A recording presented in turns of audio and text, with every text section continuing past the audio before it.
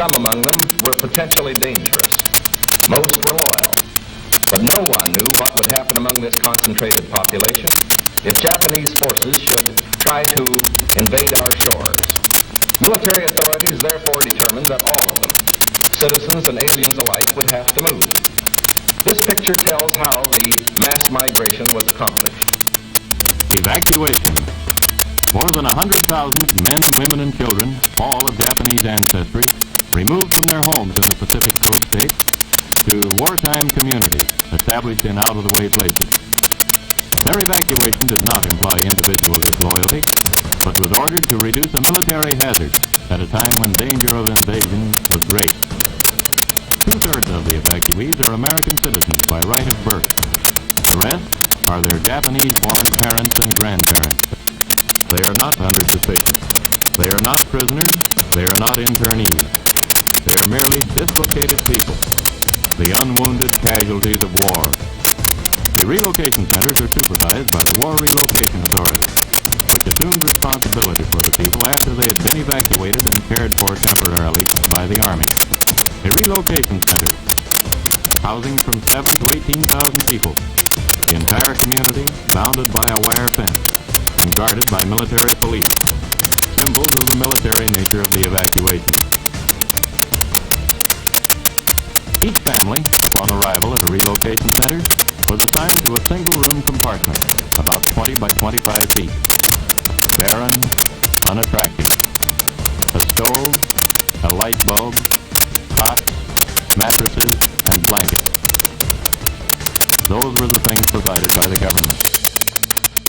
In 1942, the United States government forcibly relocated over 112,000 Japanese nationals and Japanese Americans to remote housing facilities called war relocation camps for the purpose of detainment, re-education, and forced labor. Of those interned, 62% were United States citizens. President Franklin Roosevelt authorized the internment with Executive Order 9066, allowing military commanders to designate military areas as exclusion zones. This power was then used to declare the entire Pacific coast as an exclusion zone, forbidding people of Japanese descent to live within these areas, unless, of course, they were held in war relocation camps. In 1944, the Supreme Court upheld the constitutionality of these exclusion zones, and in 1945, after 2.5 long years of imprisonment, the interns were finally released. The United States government issued no formal apologies, but did present each former inmate with exactly $25 in cash and a train ticket home, if they were lucky enough to still have one. 43 years later, in 1988, President Ronald Reagan would sign a bill that formally apologized for the internment of Japanese Americans on behalf of the United States government, and finally granted reparations to survivors. The language of the bill stated that government actions of the 1940s internments were based upon 3 criteria: racial prejudice, wartime hysteria, and a failure of political leadership. So what is most important in this bill has less to do with property than with honor. For here we admit a wrong. Here we reaffirm our commitment as a nation to equal justice under the law. In 2001, following the attacks of September the 11th, our government again went into open roundup mode, detaining and imprisoning thousands of United States citizens, again seemingly based upon the same 3 criteria used to intern Japanese Americans: race prejudice, war hysteria, and a failure of political leadership. Let there be no argument. The United States government has put its own citizens in detention centers. The justifications for doing so range from personal prejudices based upon political and religious grounds to wartime frenzies and fears of future terrorist attacks. In a time of great crisis, the impossible becomes possible.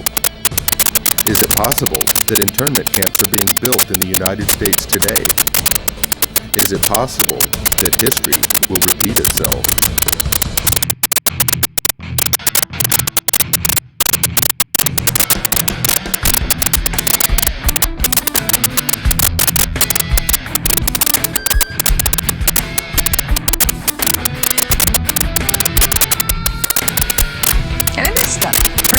Here, President Obama claimed the power to keep people in prison indefinitely, with no charges against them, no conviction, no sentence, just imprisonment.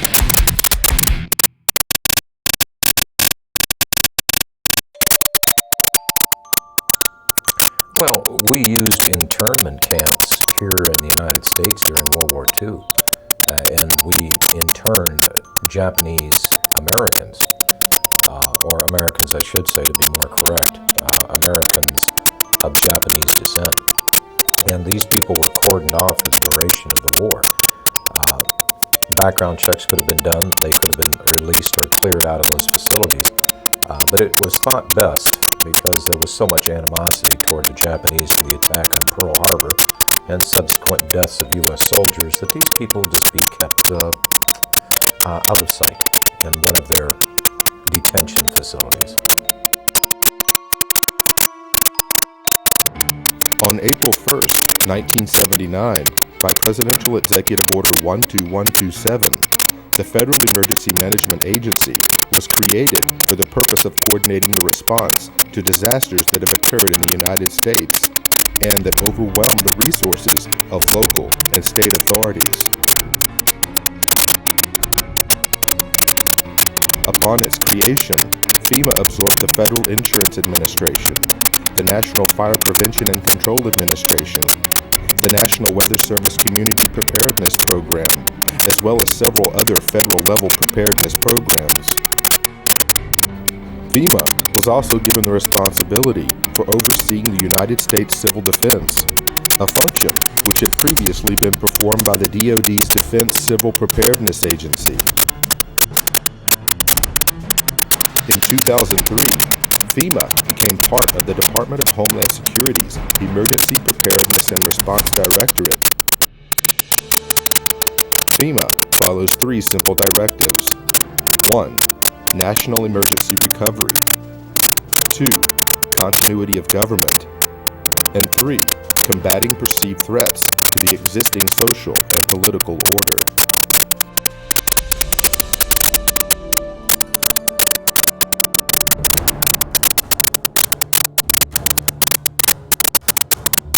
FEMA's implicit objective to provide aid to victims of disasters changed under the leadership of President George W. Bush.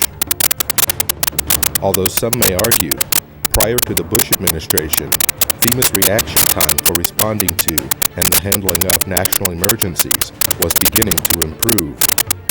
But in 2003, President Bush would shift the focus of responding to emergencies in America by placing FEMA under the umbrella of the Department of Homeland Security, whose stated objective was and still is to protect our nation from dangerous people. Did the Bush administration's war on terror mentality take priority over the government's emergency response to provide aid to victims during a national disaster? We're fighting evil. And I remember my first words to him were, Mr. President, my estimate is that 90% of the population of New Orleans has now been displaced. 90%? Yes, sir, I believe it is that bad. That's how bad it is. I really thought that would get just the whole mechanism of the federal government to come charging in is once again this mentality that it's a natural disaster. It's a hurricane. It's not Al-Qaeda. The most important job of government is to protect the homeland. In the midst of a searing heat wave, Jefferson County residents lined up in their cars for food and water, wondering what took so long. Slow. Everything is slow. The man who runs the county, Judge Carl Griffith, agrees, and in a meeting with President Bush this morning said FEMA's delivery of relief supplies was unacceptably slow.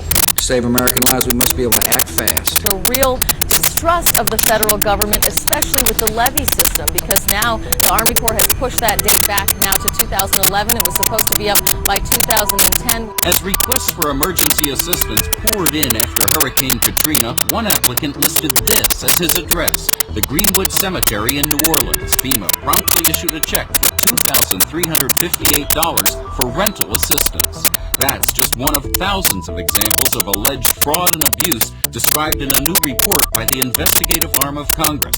Cost to taxpayers about $1 billion. The examples are so egregious that what they tell us is that FEMA didn't perform even basic checks to safeguard taxpayers' money. Well, today the outrage spread to Congress where House members accused FEMA of a cover-up.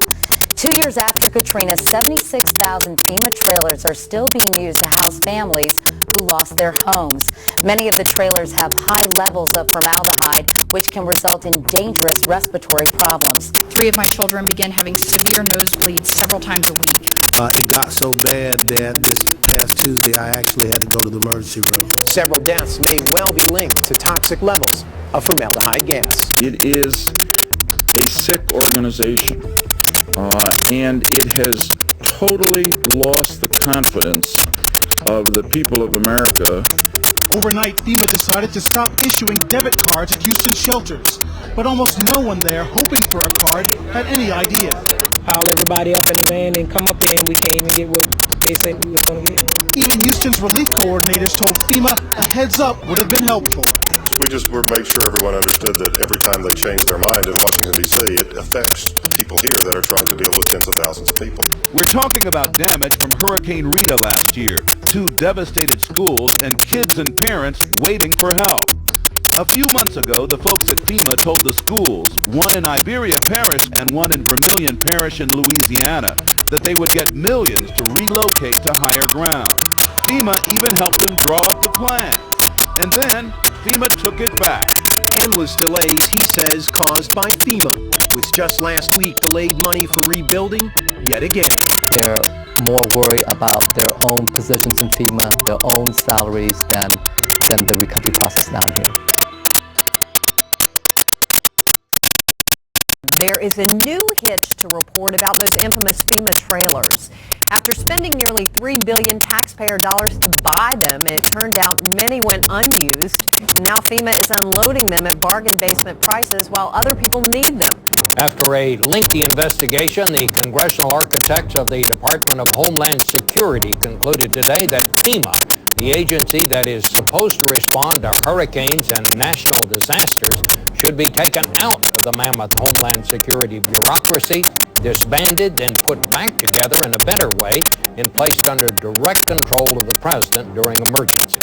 A Senate report on the government's response to Hurricane Katrina says FEMA is so far beyond repair that the agency should be scrapped. It said that agency failed, in its view, to anticipate and then respond to Katrina. FEMA is discredited, demoralized, and dysfunctional. FEMA is discredited, demoralized, and dysfunctional.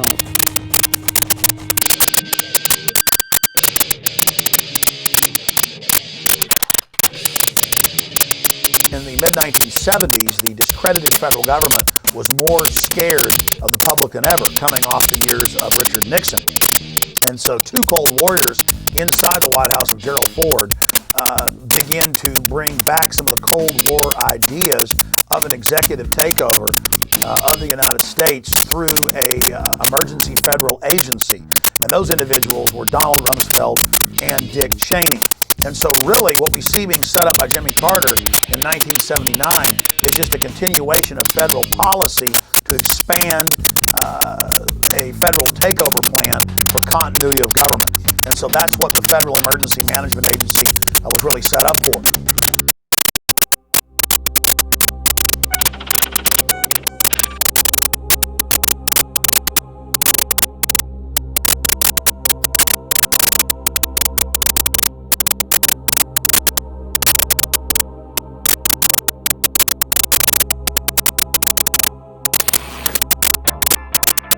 Colonel North, in your work at the NSC, were you not assigned at one time to work on plans for the continuity of government in the event of a major disaster? Mr. Chairman. I believe the question touches upon a highly sensitive and classified area, so may I request that you not touch upon that, sir. One of the programs that got exposed during Iran-Contra was Rex 84. And Congressman Jack Brooks in those hearings brought up the fact that in reality, FEMA was a cover for a huge continuity of government program in case the American people ever rebelled. And that was the architecture of the blueprint for the illegitimate shadow government to fully take over the functions of the entire federal government, suspend the Constitution, suspend the Bill of Rights, and arrest whoever they wanted to. And FEMA was going to control the camps that the people were going to be put into. And FEMA would be the main governmental institution with different directors over every agency. And now when you watch FEMA on television, it's always a colonel or a general or an admiral in uniform who's over the different departments. The martial law portions of Rex 84 were outlined in a 1982 memo written by FEMA Deputy John Brinkerhoff. Martial law was to be declared in the event of a national crisis, yet the plan did not define the term national crisis. The plan allowed FEMA to take control of both federal and state governments, appointing military commanders to replace duly elected officials. The plan also called for the rounding up of at least 21 million American Negroes for delivery to numerous military bases converted into prison centers, also known as FEMA relocation camps. Why? Because at that time, African Americans were classified as one of the largest threats to the continuity of the federal government. Who does the federal government consider the biggest threat these days? The convergence of globalization and technology has created a new brand of terrorism. There were persons who, for whatever reason, came to view their home country as the enemy. The kind of right-wing, religious-based domestic terrorism. Disturbing news tonight about homegrown terror. Part of this is big change in the White House, a new cultural experience, and some of the crazies are coming out of their closet. Right now, it looks like there is no connection between the men arrested and any known terrorist cell. Homegrown. Homegrown, I should say. Folks, we've got a very serious situation here. I'm holding what is called the right-wing extremism, current economic and political climate, fueling resurgence and radicalization and recruitment. And in it, we talk about the fact that they define pro-lifers as domestic terrorists. They put this in a Department of Homeland Security document, this official assessment, now saying pro-lifers, people that believe in end-time prophecies, people that are opposed to the administration's position on immigration, those of us that are standing up for the sanctity of life and for the sanctity of marriage, all of those are now potential, and this is what they're saying, domestic terrorists. It's a terrorist next door that could be our bigger threat. They call people who believe in the sanctity of life, who believe in owning firearms, who believe in serving their country in the military and coming back, who are very concerned about the policies that this nation is embarking on, spending too much money, taxing too much. It's all listed right here. These are the domestic right-wing extremists. 1 million names under the watchful eye of the United States. America's so-called terrorist watch list has hit the record number according to one of the country's most prominent civil liberties groups. That's a lot of people to keep track of. They're adding new people all the time. It's a secret list that you don't know really quite how one gets on and you don't know how you get off. They're coming out and profiling huge groups of people. You know, if you voted for a certain political candidate, you should be considered a potential threat. And you couple that with things like the Patriot Act, where if you are a threat in their eyes, you can be held without access to judge, jury, and without access to a lawyer or even to your family. That's very concerning because we've watched our country go through and do this to brown people, you know, overseas. They're rounding up enemy combatants and they're putting them in camps and they are torturing them. That is a fact. We know that.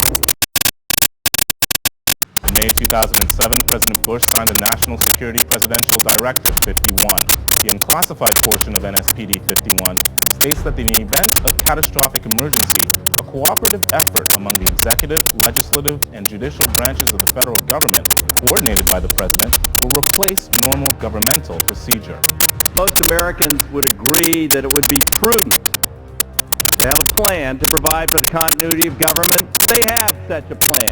They introduced a little sketchy public version that's clearly inadequate and doesn't really tell us what they have in mind. But they said, don't worry, there's a detailed classified version.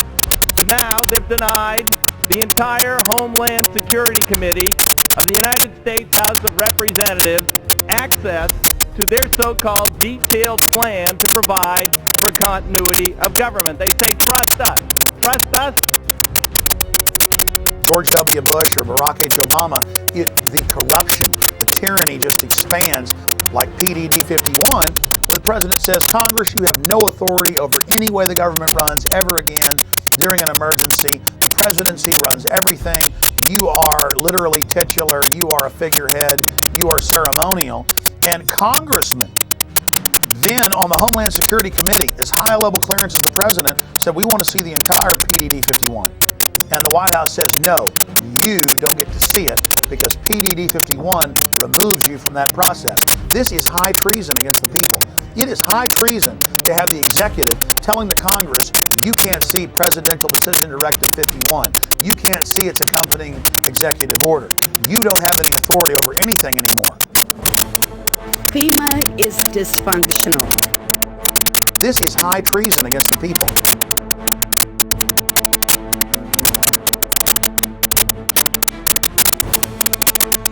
The FBI's counterintelligence program was a series of covert and often illegal programs conducted by the United States government and aimed squarely at investigating and disrupting dissident political organizations within the United States. According to a Senate Select Committee study chaired by Senator Frank Church, and including such members as Phil Hart, Walter Mondale, and Barry Goldwater, the FBI's motivation for conducting these programs was protecting national security, preventing violence, and maintaining the existing social and political order.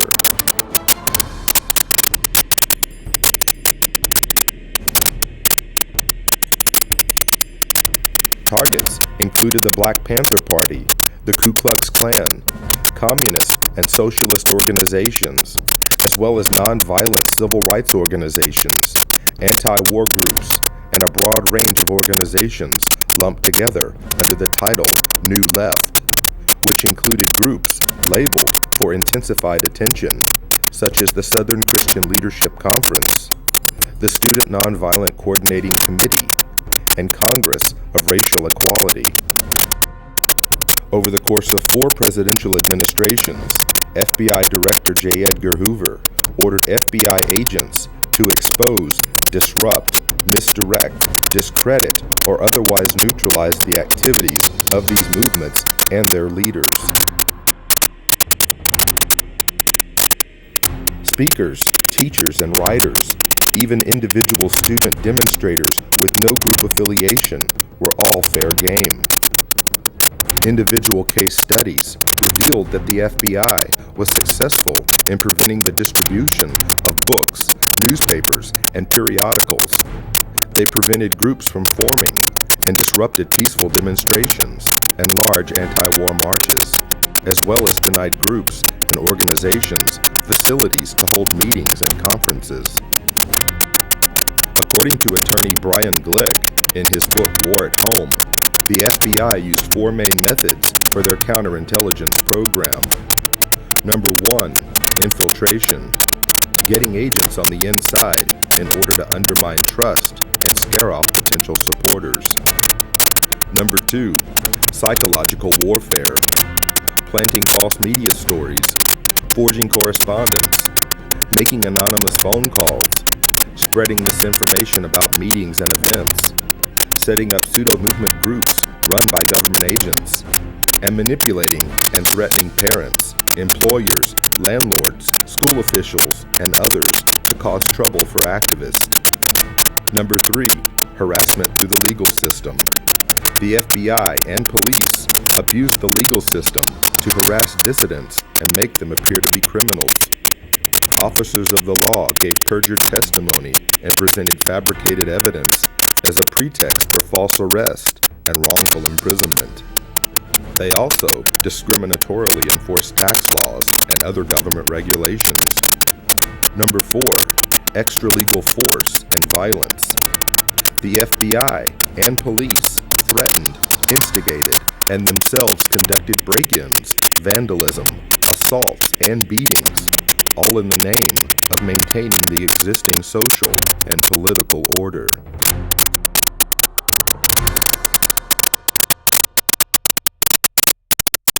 Increased security for 4 New Jersey Supreme Court justices after their home addresses were revealed in a webcast by a self-proclaimed white supremacist.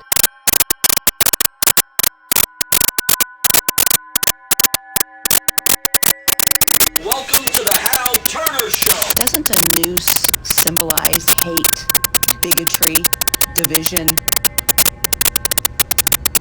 Justice.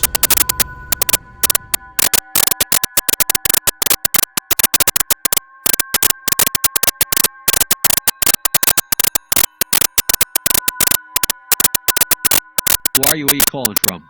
Hola, this is Pedro. Spick, don't call my radio show anymore, you filthy spick animal.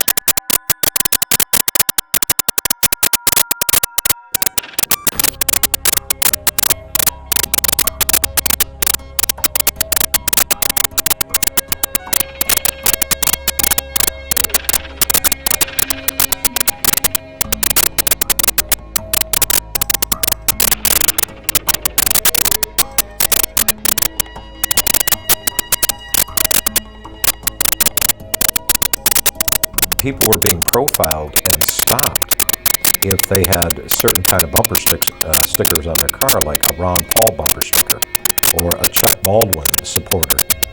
And as you read the Make report, bits and pieces that were lifted right out of the Project Megiddo report back in 1999 by the FBI, describing what terrorists were, how law enforcement could identify potential terrorists. And I can remember back in the 90s, the FBI was doing an education program with local law enforcement, and what they had was a trifold pamphlet. Again, this was not meant for public consumption, only to be passed around amongst the rank and file and the police. It ran through the list of what a potential terrorist might be or what they might prescribe to. And the list is kind of interesting. If you were a supporter of the Constitution, if you're an ardent supporter of the Second Amendment, or even if you were a person of deep religious conviction, you might be a member of a certain cult. And going back to Project Megiddo, it's all basically the same thing. That if you have any strong beliefs in anything, that you could be a possible threat. You could be a terrorist threat against government structure. In Missouri, a new document meant to help Missouri law enforcement agencies identify militia members or domestic terrorists has drawn criticism. The February 20 report called the Modern Militia Movement mentions such red flags as political bumper stickers for third-party candidates, such as Ron Paul, who ran for president, talk of conspiracy theories such as the plan for a superhighway linking Canada to Mexico, and possession of subversive literature. So the state police in Missouri have been told that if you see a car with a bumper sticker that opposes the so-called creation of North American Union, the superhighway, that you are probably following a militia member, that you are following an anti-government radical. If you see a car with a bumper sticker that says Ron Paul for president, you might be dealing with a violent radical. Exercise extreme caution.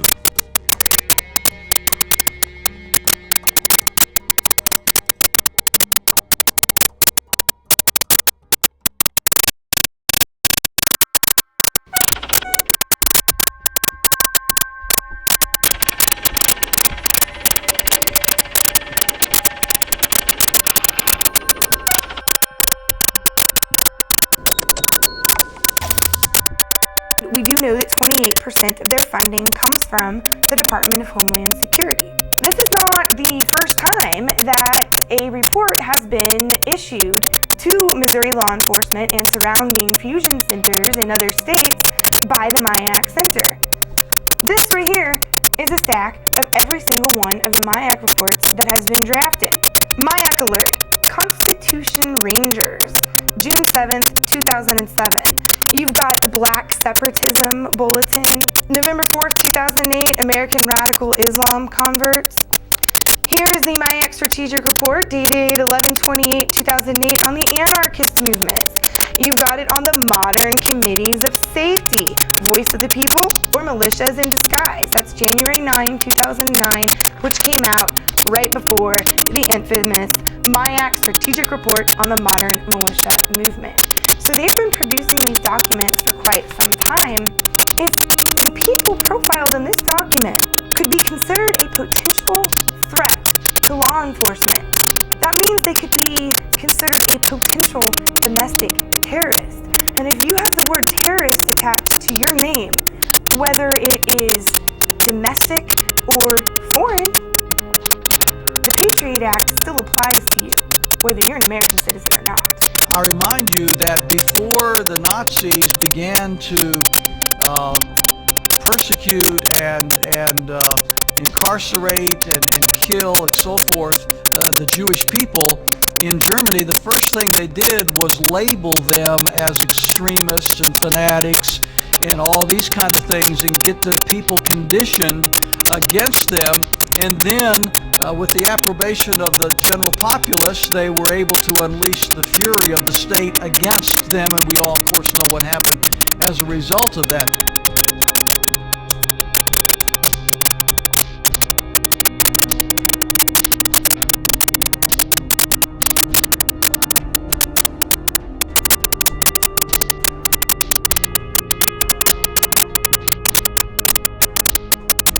Is that the face of a terrorist that they had to know where that cash came from? Again, it's turning more into fascism. It's one thing for them to make sure you don't have a gun or a bomb in your pocket. It's another thing for them to not like a book. This shows you the danger of profiling. Maybe he was profiled because he had a Ron Paul bumper sticker. An anti-tax demonstration is scheduled for downtown's Keener Plaza April 15th. But charges are flying that one of the organizing groups is an extremist anti-government group. The Southern Poverty Law Center and the Anti-Defamation League have their own opinions about the Constitution Party. I think we'd consider it a fringe right-wing political party that we consider to have extremist roots. When we talk about the New World Order, it is mimicking, if not duplicating, language that comes out of organized white supremacy. The elites have said that they want to have a final revolution, that they know the public's going to revolt against them, so that's why they've scientifically set up the surveillance grid, the cashless society. This whole continuity of government system is designed to suppress and control the people of America. Northcom, the Pentagon, the military are all announcing their number one job now is fighting the American people. They're saying the number one terror threat is veterans and gun owners and conservatives and libertarians and Ron Paul supporters. And I've been sent secret army documents, we call the phone numbers and they're accurate and real, where I'm being watched at In the Fed protests, where we peacefully go out and demonstrate. And now even the ACLU has written letters saying, why is the Pentagon watching U.S. citizens? Why are you listing any protests as an act of terrorism? The real terrorists are the people that have hijacked our nation that would dare say the First Amendment is terrorism.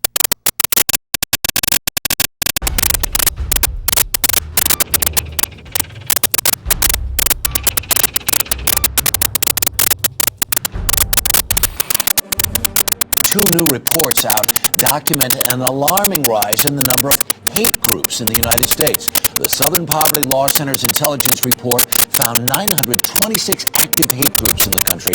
That's up more than 50% from just 2000. Morris Dees is the founder of the Southern Poverty Law Center. He joins us from Montgomery, Alabama. Good morning, sir. Your report dovetails with a brand new report from the Department of Homeland Security claiming basically the same thing. And they say part of it is because of the election of President Obama. Other part of the responsibility goes to the deteriorating economy.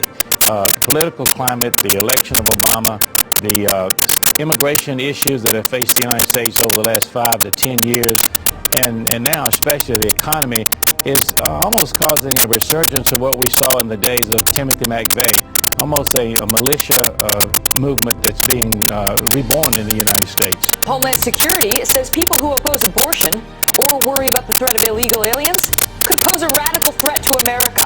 It warns about groups and individuals dedicated to single issues like abortion, immigration, and gun rights, and even raises a red flag about veterans returning home from the wars in Iraq and Afghanistan. Does this report seem to lump in ordinary Americans who have real concerns about stuff with nutjob racists and anti-Semites?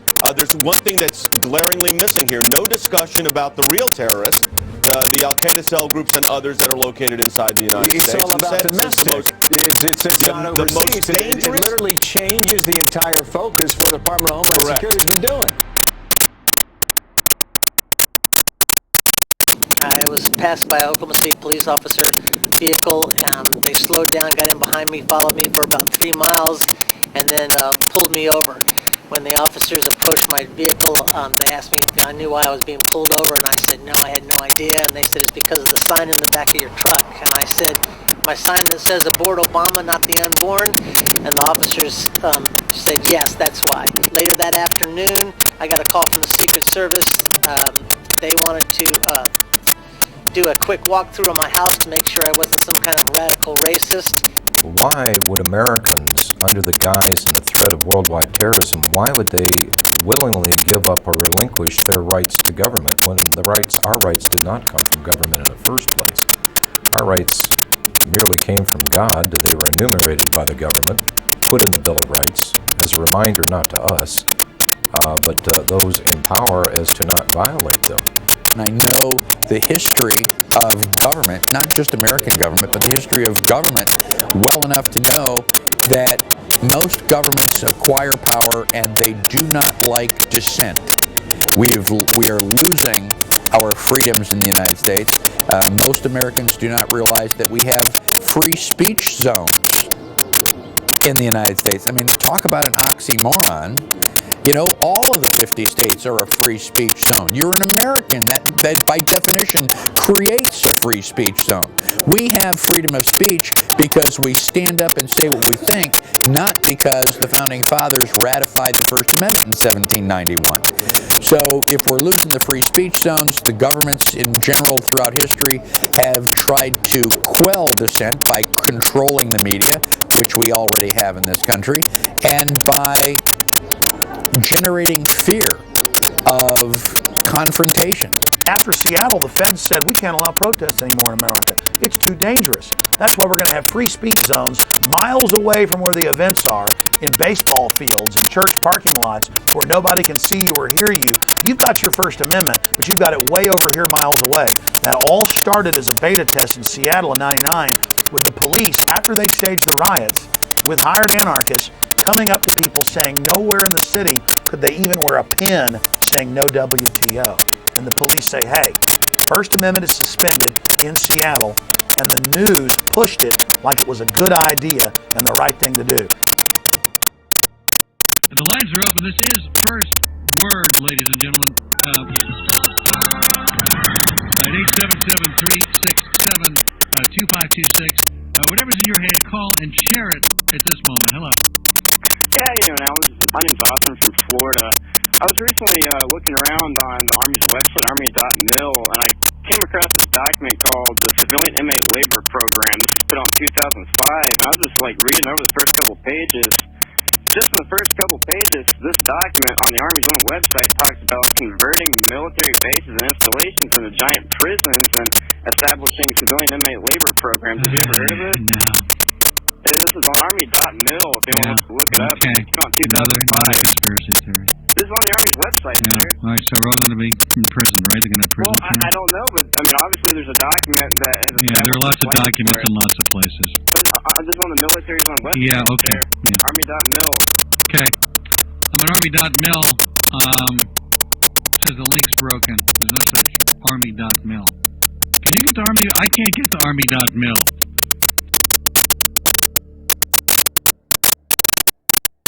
Army Regulation 210-35.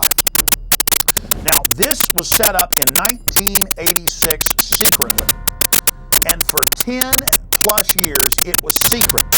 And in 1997, Bill Clinton declassified this, and we were the first major radio show to cover it.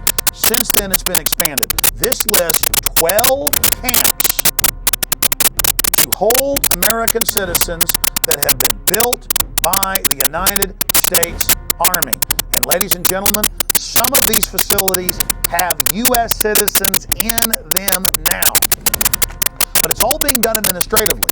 To beta test the Army running camps, they did deals with the federal government and now states to take prisoners convicted in the civilian courts and to then stick them on U.S. military bases administered by the Bureau of Prisons but operated by the U.S. Army. So see, they're taking state and federal prisoners and sticking them under Army control and building these civilian inmate labor camps all under Rex 84 right out in the open, and no media will ever touch this.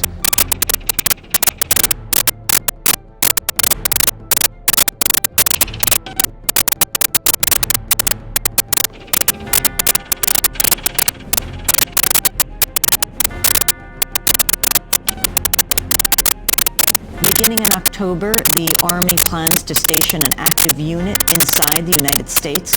Under NORTHCOM and under the new Homeland Brigade, it was first going to be 3,000, and then 20,000, and then 40,000. The 3rd Infantry Division's 1st Brigade combat team has spent 35 of the last 60 months in Iraq. Combat-hardened troops who've been running camps and centers in Iraq are now coming back to the United States to, quote, carry out law enforcement actions. The Army unit may be called upon to help with civil unrest and crowd control. There has been some concern and some misimpressions that I'd like to correct. The primary purpose of this force is to provide help to people in need in the aftermath of a WMD-like event in the homeland. This force has got no role in civil disturbance or civil unrest, any of those kinds of things.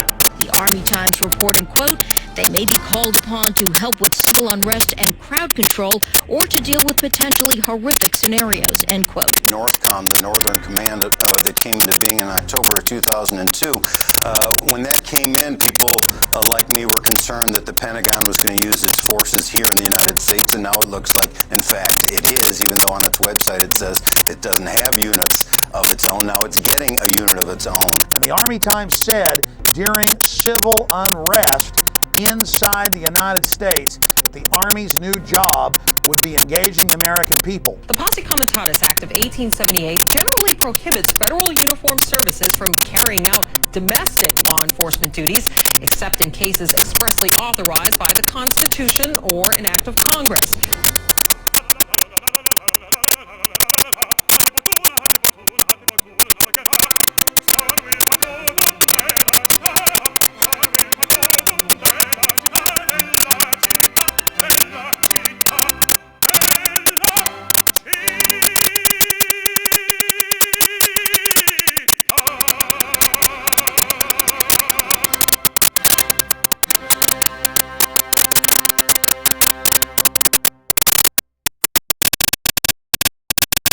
They can't just come in and say, you know, I want to see everything in your car. I want to see everything in your house. I want to go through your computer. You either have to voluntarily hand that over to them, or they have to have probable cause and get a warrant to do that. So it's very clear that the government does not have the authority to be spying on us. That was not the intent of our founders when they created this system of government. Over the last decade, we've seen the introduction and enactment of some of the most dangerous legislation ever to be conceived by our elected officials, who have not forgotten who they serve, but only now reveal to the American people, through the fruit of their own actions, that our rights and our freedoms are secondary. The USA Patriot Act allows for American citizens to be picked up and incarcerated indefinitely without charges, and allows law enforcement to conduct warrantless and secret searches of Americans' property and possessions. The Military Commissions Act dissolved the cornerstone of our Constitution by removing the writ of habeas corpus, allowing the permanent imprisonment of enemy combatants, and disallowing petitions to the court to know why you've been locked up in the first place. Although never passed by the Senate, The Violent Radicalization and Homegrown Terrorism Prevention Act shows us the mindset of our leaders in Washington.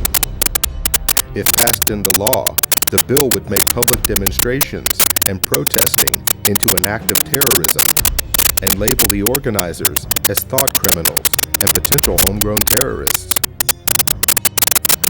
Now that the federal government has the authority to sneak, snatch, and lock up its own citizens, a new bill has been introduced by Congress that gives the feds a place to hold those outspoken dissenters and potential domestic terrorists.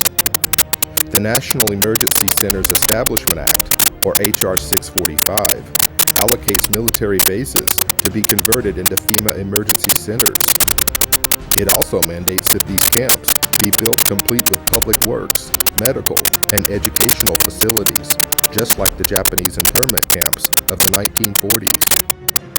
Why is the media on one hand saying there are no FEMA camps, but on the other hand, legislation has been introduced to build them? H.R. 645, titled the National Emergency Centers Act, directs the Secretary of Homeland Security to establish national emergency centers throughout the United States. It's all being done for your own good. The bill directs these camps to be built in existing military installations, whether operational or not, for the stated purpose of providing temporary housing and to meet other appropriate needs as determined by the Secretary of Homeland Defense. Here's H.R. 645 legalizing what has already been developed, what's already been paid for by FEMA.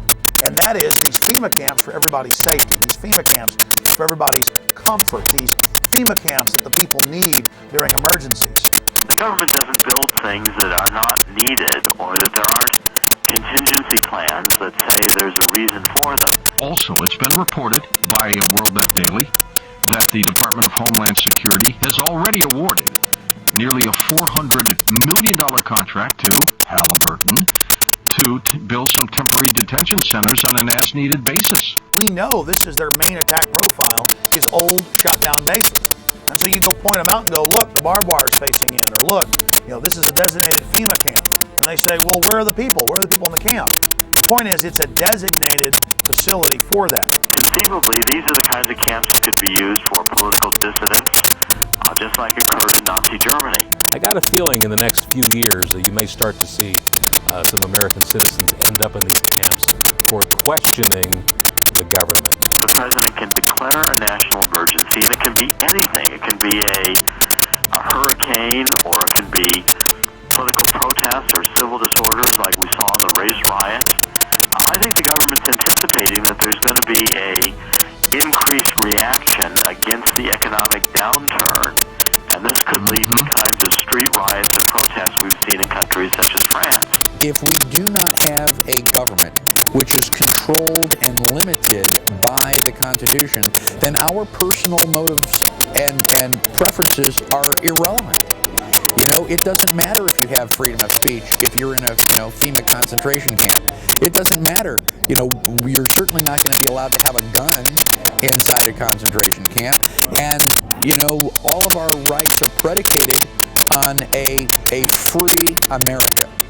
And if we don't have a free America, all of the other questions become moot. Don't these companies have a responsibility morally if they're in there building camps and building shackles and building barbed wire facing in to speak out and say this is unconstitutional in the United States? Well, of course they do, but Kellogg Brown and Root was connected to some of the contracting that went on at Camp X-Ray, Guantanamo Bay in Cuba.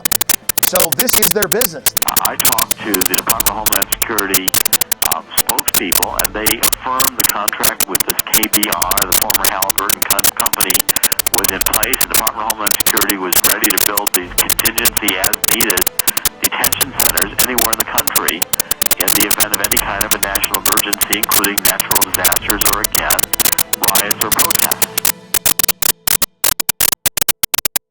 Just because you think someone might commit a crime doesn't mean that they have done anything. And does not mean that you have the right to punish them for what you think they are going to do. In our system of government, you're supposed to be innocent until you are proven guilty, not guilty until you're proven innocent. And so if you can be declared guilty or potentially guilty before you even lift a finger, that is bordering on thought crime. That is bordering on punishing people for pre-crime.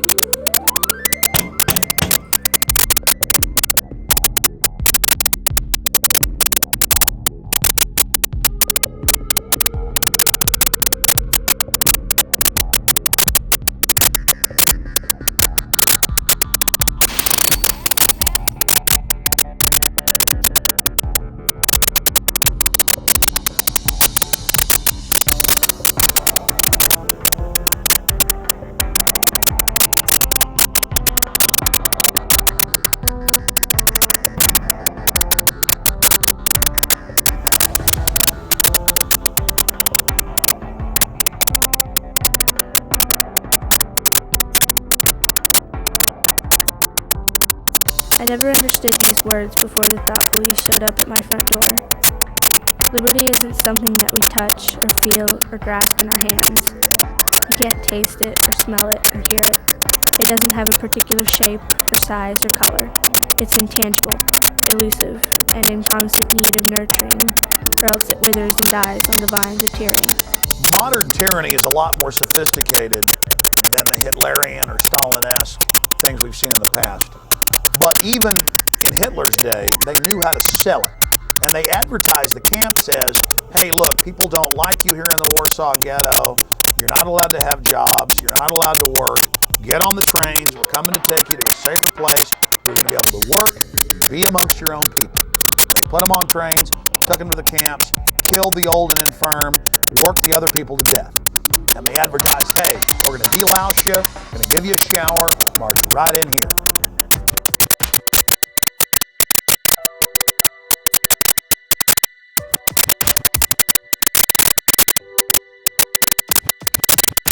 You have arrived at Sobibor. You are in eastern Poland. This is a labor camp.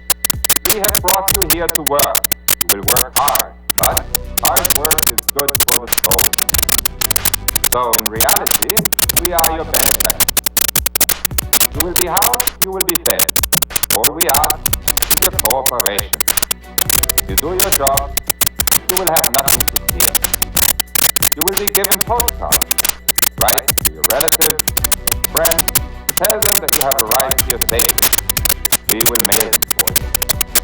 Unfortunately, there have been reports that typhus has broken out in several labor camps.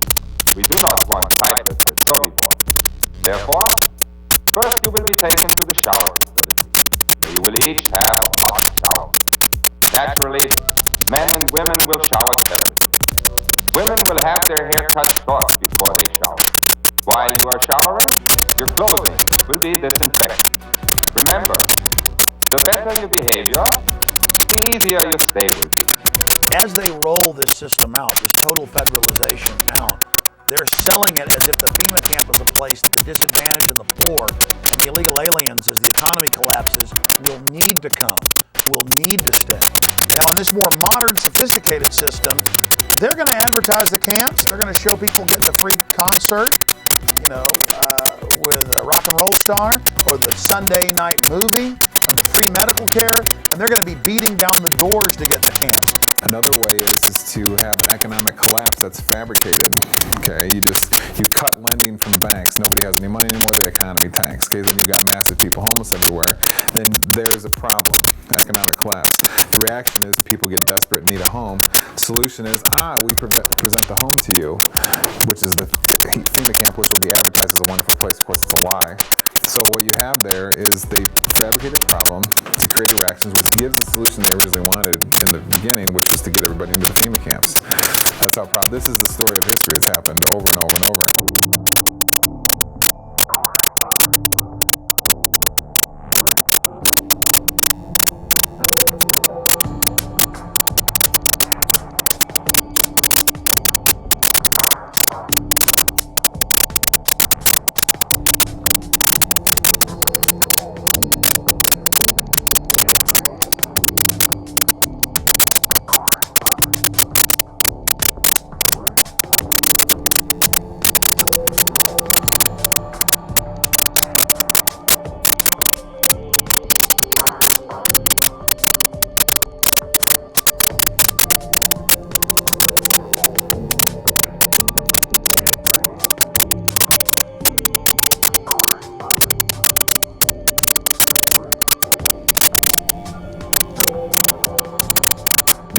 detain people, I would call them quasi-concentration camps.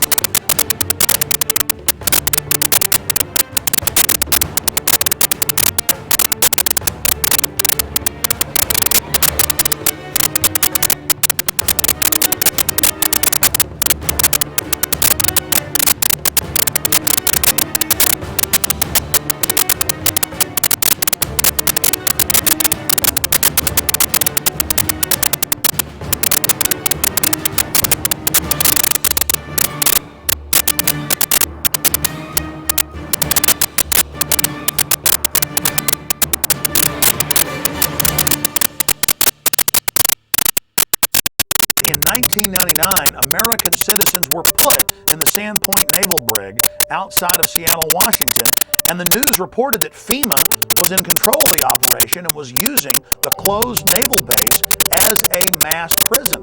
And the people were put in plastic handcuffs and taken indoors inside warehouse areas that had barbed wire fences, porta potties, and cots. The same system we saw set up at Pier 57 a few years later in 2004 for the Republican National Convention in New York City. Convention protest groups are not happy with what they call a clandestine detention center. We discovered officers that had to spray tear gas to control one protester, and then at least 4 officers held down another protester. The recent discovery of a makeshift jail in Denver's warehouse district is causing outrage among some. It's a warehouse filled with makeshift jail cells to be used if there are mass arrests. It was apparently constructed to hold DNC protesters. Those cages are for the safety of law enforcement agents and those who are arrested, but Recreate 68 calls this place a concentration camp, unfit and inappropriate. We don't need another gulag or stalag or prison, whatever you want to call it, to house people who just want to express an opinion of a better world. That's why we have the protest. This lot sitting right next to where we're filming right now, it's fairly big, comprising several acres. That itself could readily turn into a holding area by virtue of some concertina wire, some observation guard post, and a security ring. Doesn't take much. It can be a sports arena. It could be abandoned airports. It could be abandoned military facilities. Any place that you could set up a security perimeter could be used as a temporary internment camp.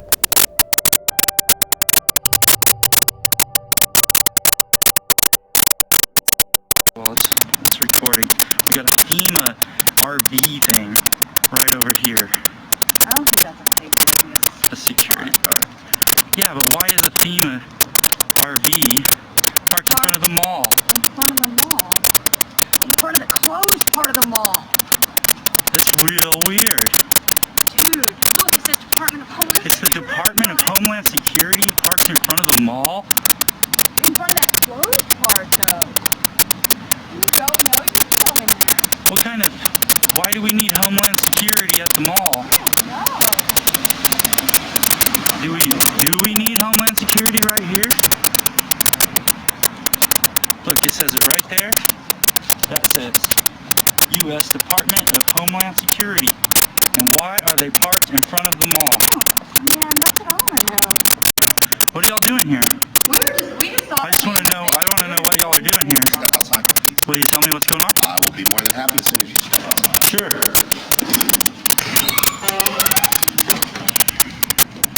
Is there a reason you're doing that? We just saw the FEMA cam and I thought y'all were part of the. Is there some sort of emergency or what's going on? Been shut down. Or not the mall. This store had already been shut down. But Is there some reason why FEMA's here? in case Ike gets nobody told him he's not. Dude, you're just a security guard. I'm a security guard. Yeah, I'm sorry, we're part of an organization that is just making sure everybody understands what's going on these days. And I don't understand why y'all are here though. You still didn't explain why y'all are here. I'm going to, okay? Just don't step So what kind of operations are going on inside? Have a good day. Just tell me what kind of operations are going on inside. They built the temporary detention center. It was about 780 beds that have really made a difference. We still have a long road ahead of us, but FEMA's going to stick with us, and I know we'll make it. It's a $37 million facility. It was built in Indiana. It was modeled off of a modern facility in Michigan. It originally was designed in the States and brought down here in sections, so we put it together like one big Lego piece. Then people started noticing on the backs of flatback rail cars these little 1- and 2-person mobile concrete jail cells. And those indeed have been manufactured by the tens of thousands and purchased by the federal government and local governments. And they've been stockpiling on county, city, state, and federal land hundreds and hundreds and hundreds per site of these little mobile concrete jail cells. So there certainly is a buildup of that type of equipment.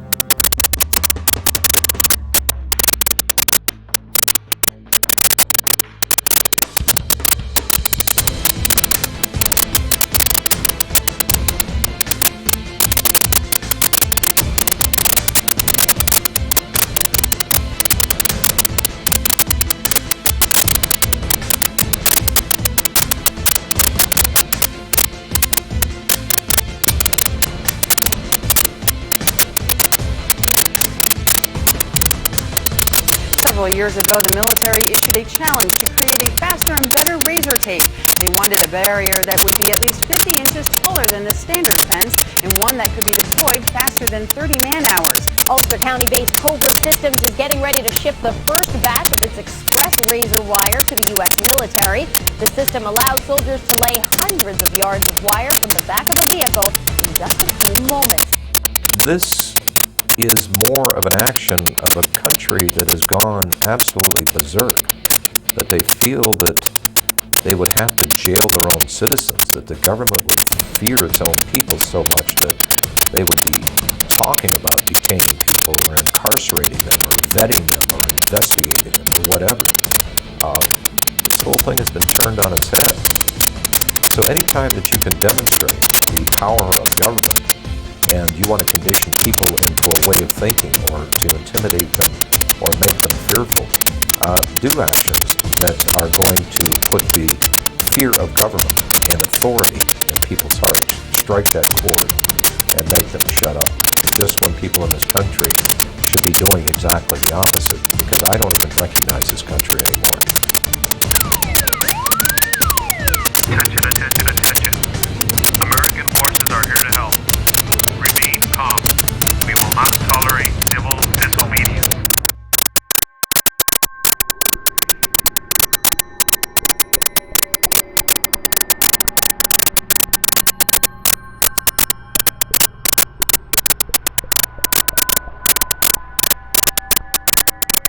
Military Occupational Specialty Internment Resettlement Specialist.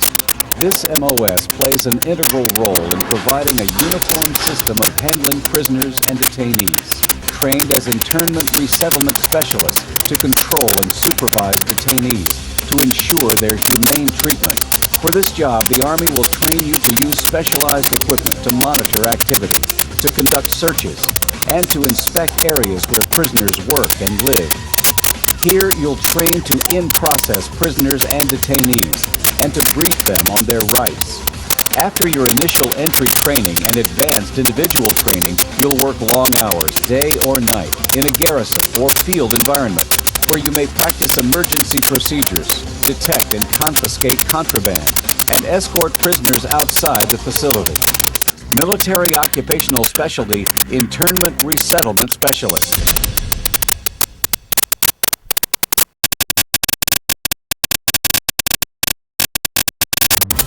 The burden of service has fallen almost exclusively onto the backs of our military. And that's why I won't just ask for your vote as a candidate.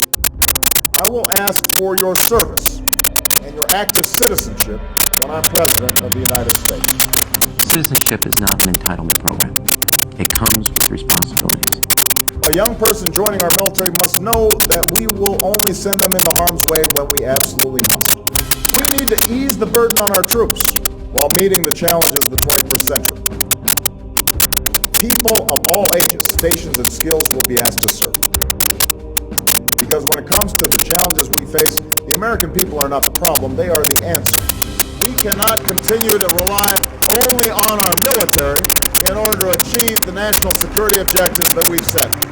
We've got to have a civilian national security force that's just as powerful, just as strong, just as well funded. Everybody somewhere between the ages of 18 and 25 will serve 3 months of basic training and understanding in a kind of civil defense. That universal sense of service, somewhere between ages 18 and 25, will give Americans, once again, a sense of what they are to be American and their contribution to a country and a common experience. We were taught, my brother and I, is that you have an obligation to give back. That's why community service has been such a big part of my life. Our troops need to know that we're making the same commitment to this country that they've made. I love Obama.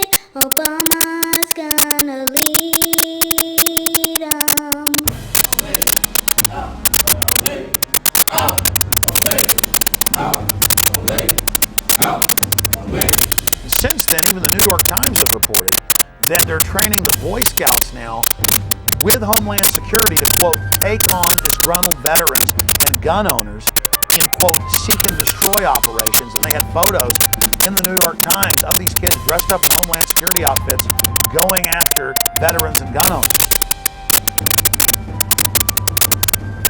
Stalin said, give me somebody before age 7 I can turn them into anything I want. So that's why there's this push. Get the kids into the school system. Get them to not follow evidence. Get them to only do as they're told. Get them to be little robots. Get them to think it's normal to march up in lines and act like little soldiers and so forth. And then later in life, they'll never know the difference. Everybody has to get rid of the idea that they're an individual. They have to understand that we all have to work in the group for the collective, for the good of the whole. Not for the good of your child or for the good of the teacher, for the good of the whole. If you have to give up some of your most cherished beliefs, and that they have to train you to give these up, because it's going to be for the good of the whole, you give it up. What this legislation does then is to help harness this patriotism and connect deeds to needs. We cannot continue to rely only on our military in order to achieve the national security objectives that we've set. We've got to have a civilian national security force that's just as powerful, just as strong, just as well funded.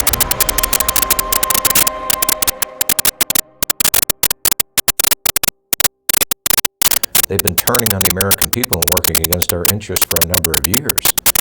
And the people that you may be seeing that are going to be targeted to be put into these camps, these dissidents, these disenfranchised, disaffected people, the government would never, ever turn on the American people. They would never create a situation they were so displeased with the government that the government may be forced to throw these people in concentration camps. They'd never do that, would they? My name is Sam Ozaki. I'm a native-born American citizen, Los Angeles, California, along with about 120,000 other persons of Japanese ancestry when Franklin Delano Roosevelt signed Executive Order 9066. We were all rounded up like cattle and placed into America's concentration camps. They had designated areas where people would report, and they were transported by bus to they called them assembly centers. They didn't have facilities to house 120,000 persons, so they took over racetracks, fairgrounds, places like that. Work in the camp was slave labor. In fact, they had us making camouflage nets for the United States Army. Now that was absolutely slave labor. Later on, I said we should all have refused to work and then let the Army and the government come in and do all the chores that had to be done. But as I said, we had lost not only our life and liberty, but also our finances. You know, when you think about it later on, we were not much better than Hitler. On the other hand, we have to say that at least we were not gassed and murdered like the thousands that were killed, or millions really, in Europe. Although I have to say that there were at least 10 persons shot and killed by American guards simply because they got too close to the barbed wire fence that was surrounding the camps. Native-born American citizens like myself were denied life, liberty, and pursuit of happiness in total violation of all the Constitution, the Bill of Rights, and so forth. Every morning the children would stand up, face the American flag with liberty and justice for all.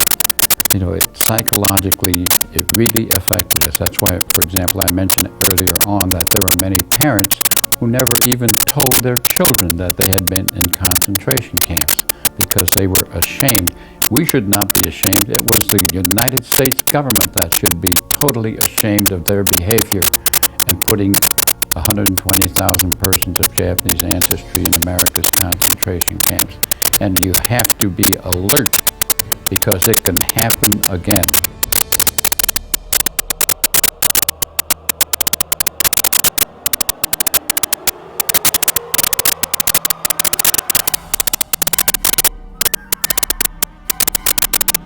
If we look at American history between 1942 and 1947, the data that was collected by the Census Bureau was handed over to the FBI and other organizations at the request of President Roosevelt. And that's how the Japanese were rounded up and put into the internment camps. I'm not saying that that's what the administration is planning to do, but I am saying that private personal information that was given to the Census Bureau in the 1940s was used against Americans to round them up. I think there is a point when you say enough is enough to government intrusion. And you had mentioned this earlier, 28 pages. I have the survey right here, Glenn. This is the 28-page survey. This is the short form that every American will get next year.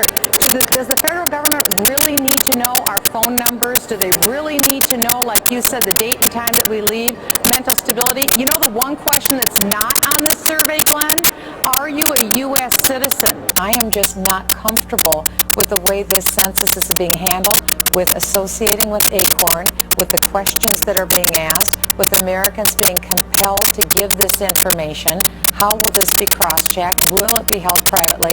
It's up to a $5,000 fine. They're saying that if somebody who is connected with ACORN, now working for the U.S. Census, shows up at your door, knocks on it, and demands to know your race, your employment status, the name of everybody in your household, whether you've ever received food stamps, and your phone number, and everybody else's phone number, and you say, I'm not really comfortable giving that to you, you're going to get fined $5,000. The United States government between 1942 and 1947 passed the Second War Powers Act. They used the U.S. Census information to round up the Japanese and put them in the internment camps. Okay. Americans were told that they wouldn't have their information used against them. They did.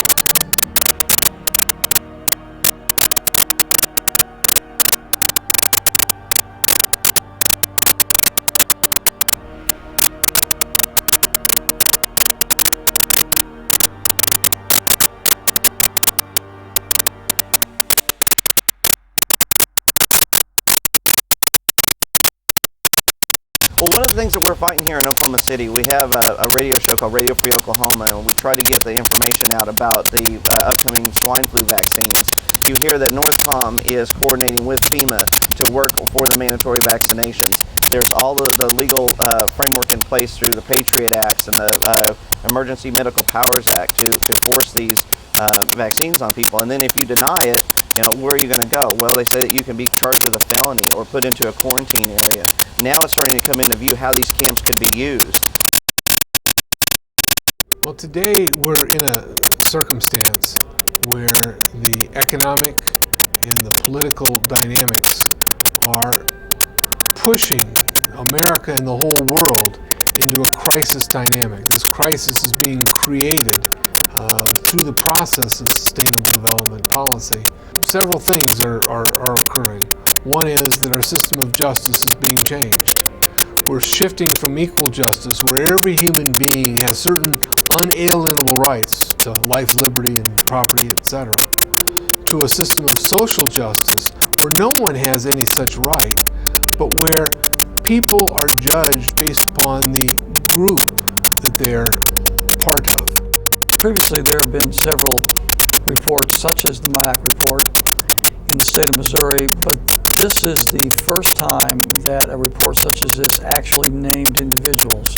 Once you label someone in a derogatory manner, an extremist, a potential militia member, terrorist, whatever term is used, for some people the moniker will remain. Before you can persecute people, before you can incarcerate large numbers of people, you have to marginalize them. You have to create the image that these people are dangerous to society, or they're extremists or radicals, call them what you will, but marginalize them from the mainstream of society, so that at that point the rest of society will accept the persecution that might result upon this group. It's been an age-old strategy that's worked in every totalitarian regime in the history of the world, and that's why we're concerned here in the United States when we see this kind of marginalization going on about people who voted for Ron Paul or people who voted for Chuck Baldwin. Why are they being marginalized? Why are they being singled out as a potential danger to society? And I think it's shades of the strategies and tactics of totalitarian regimes in history past, and that should never happen in this country. The people in Washington, D.C. haven't represented what was on the American people's minds for a long, long time. They are the most disassociated, discombobulated, disconnected people on this planet. And they necessarily had to do that for all the violations of the Constitution that they've done. Just how far are you willing to go before you stand up and say no more to the federal government? Our founders actually intended for the federal government to be very small and limited, and that most of the service of government was to be done in the states. And so I think there's probably a growing conflict between states and the federal government. And I think there's some really good reason for the federal government to be concerned right now, because I think there are a lot of people in the United States that are beginning to say, where are we going to draw the line in the sand and say no more to the federal government?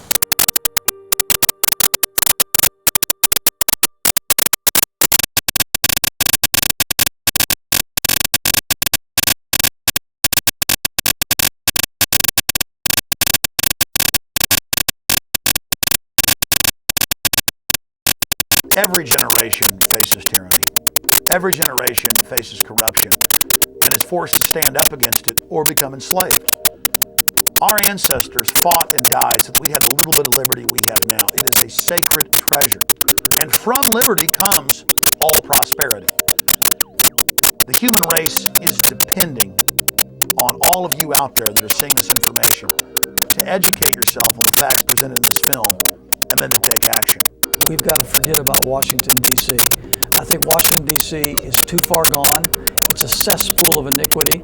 I think it's totally and thoroughly corrupt. It doesn't matter which party you put in charge of the White House or Congress. Nothing of substance changes. I really think the power and strength of the people rests where it always has rested, and that is with the states. So we need to start putting some teeth into our state laws, and we need to be electing sheriffs that are going to protect us from federal agents when they initially don't understand this because their civics lessons weren't very good in school. The 10th Amendment very clearly says any authority not granted to the federal government by the Constitution belongs to we the people and the sovereign states that make up this union. The states had all the power. They gave some few powers that are listed in the Constitution to the federal government and kept all the rest for themselves. Well, my first guest works for the people of Oklahoma, and he's trying to do right by them. But he believes it's kind of hard to do that when the federal government keeps butting into the state's business. And now he's working to pass a bill in the state of Oklahoma that would declare state sovereignty from the federal government. Well, the resolution is saying that the Constitution is the supreme law of the land and that it specifically delegates certain powers to the federal government, and all other powers are reserved to the people and the states, and that the federal government has increasingly moved out of that framework over the last several decades, and that they need to get back into that proper role. A number of states already have, and many more are considering similar resolutions as a bulwark, proponents say, against the federal government handing down laws that they see as unfunded or unconstitutional. Ongoing pattern of overstepping its constitutional authority. Dozens of states are now considering resolutions asserting their sovereignty under the 10th Amendment in the Constitution, pushing back against Washington's intrusion into everything from land use to gun control. And there's really somewhat of an uprising in the states across the country is this federal law called the Real ID Act. Texas appears ready to declare its sovereignty again. A resolution doing just that has the unabashed endorsement of the state's governor. I believe the federal government has become oppressive. I believe it's become oppressive in its size, its intrusion in the lives of its citizens, and its interference with the affairs of our state. The bill, HCR 50, is currently in Texas's House. It reasserts the constitutional guarantee of the 10th Amendment. We need to focus on our state government. We need to focus on our state legislators, the governor's mansion, the state Supreme Court, the sheriffs at the state and local level. All these agencies need to be the focus of freedom-loving people. And if you do treasure the notion that your rights are unalienable, meaning imbued in you by our Creator, and you want to defend the American circumstance, the only way we can effectively battle the Agenda 21 protocol is to do it locally.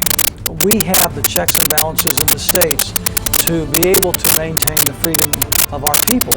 You get involved in your local area. I mean, that's where you can affect the most change. I don't know why we have FEMA. I don't see anything about a FEMA in our Constitution. I think it should be eliminated. We're fighting tyranny. We're standing up for liberty. We're the good guys.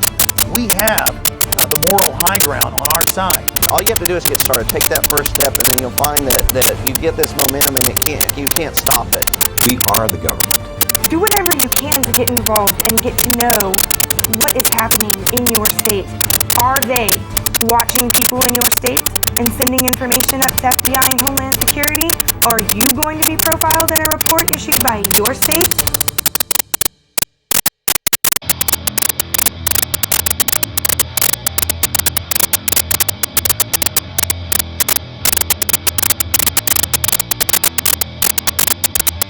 Just be alert, study your Constitution, learn all you can. I think there's certain basic organic documents that you need to become familiar with. I would start with the Mayflower Compact. The next one I would urge you to read is Patrick Henry's famous speech where he ended by saying, "Give me liberty or give me death."